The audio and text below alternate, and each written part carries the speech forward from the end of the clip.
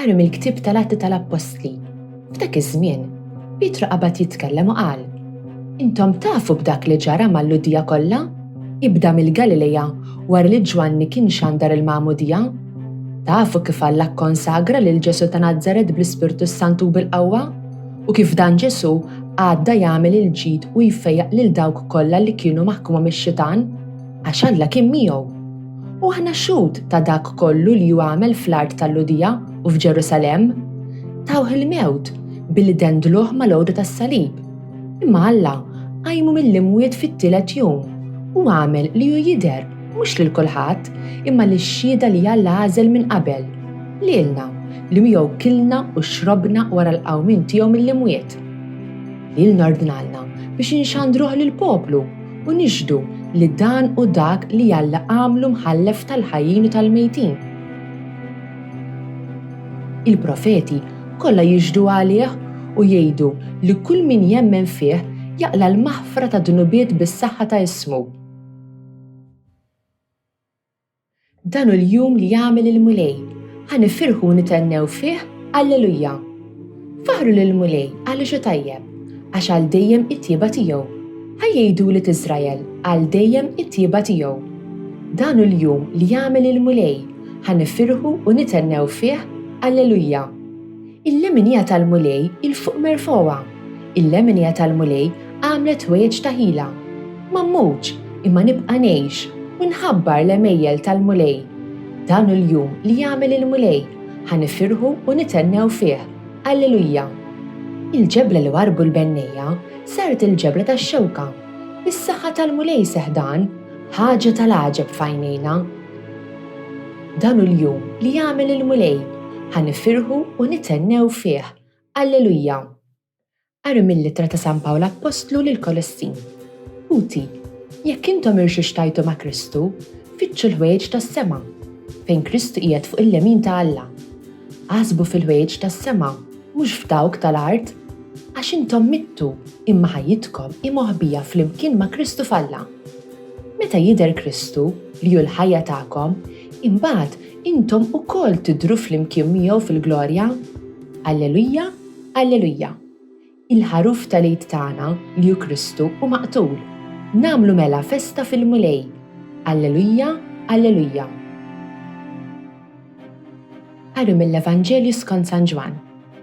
Kien l-ewwel jum tal-ġimgħa, filgħodu kmieni kif kien għadu dlam, u Marija ta' Magdala ġriet tgħin il-qabar u rat il-blata mneħħija mill-qabar. Għalhekk telqet tiġri għand xmun Pietru u għand id-dixxiplu ieħor li kien iħobb Ġesu u qaltilhom: Għalgħu lill-mulej mill-qabar u ma nafux fejn qegħduh. Pietru u d-dixxiplu ieħor ħarġu u ġew ħdejn il-qabar.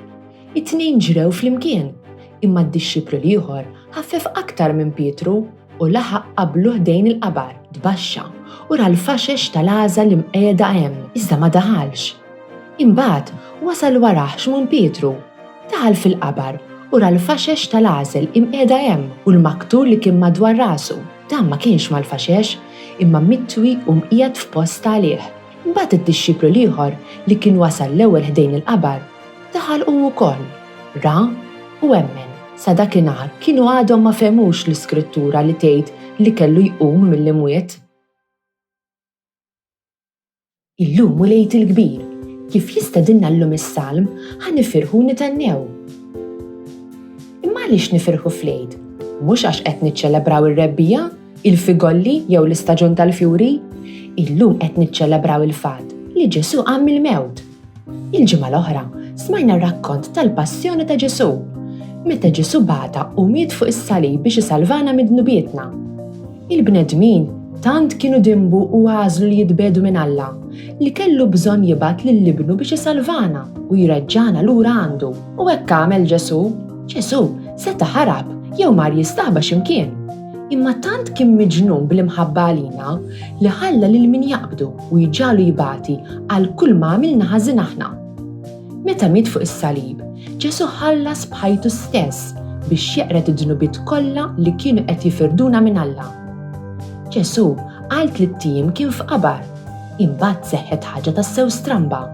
Fit-tielet jum minn meta kien sofra l-mewt, il-qabar fejn kien mitfun instab vojt. u għamel dak li kien ħabbar li kellu jagħmel. Ħottu dan it-tempju u fi 3 ijiem nerġa' ntellgħu. Ġesu qam mill-mewt, ir-riżerezzjoni tfisser meta xi ħaġa jew xi ħadd li kien mejjed jerġa' lura l-ħajja. Alla ġab lil Ġesu lura mill-mewt, mhux bħala fantasma jew spirtu, mhux bħala simbol jew tifkira, imma b'ġismu kollu. Xi jfisser għalina dan il-qawmien? Il-qawmien juri li xejn ma hu ikbar jew aqwa mill-imħabba ta' Alla għalina, la dnub u lanqas il-mewt. Il-qawmien ta' Ġesu jurina li hu jħobbna sal-mewt u jħobbna wkoll meta jerġa' lura l-ħajja. Jurina li Ġesu ħallas il-prezz ta' dnub tagħna. Alla għamel dan kollu għax hu jħobbna wisq u jrid li kull bniedem fuq din l-art ikun miegħu għal dejjem. This Maltese translation was produced in collaboration with the Church in Gozo. Don't forget to like, subscribe, and support this channel on Patreon using the link in the description. Thanks for watching!